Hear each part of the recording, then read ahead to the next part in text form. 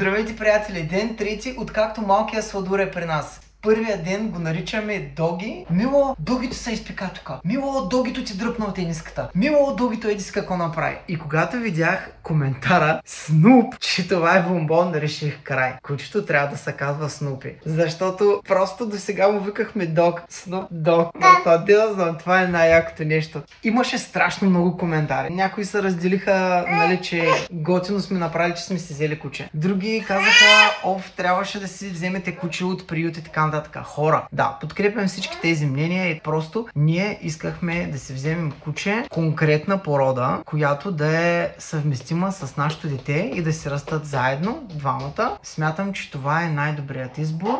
От сега виждам как растат заедно, играят си двамата, малкият не се притеснява от кучето и това е доста добро. Така че преси, благодарете за името и останете с нашия канал.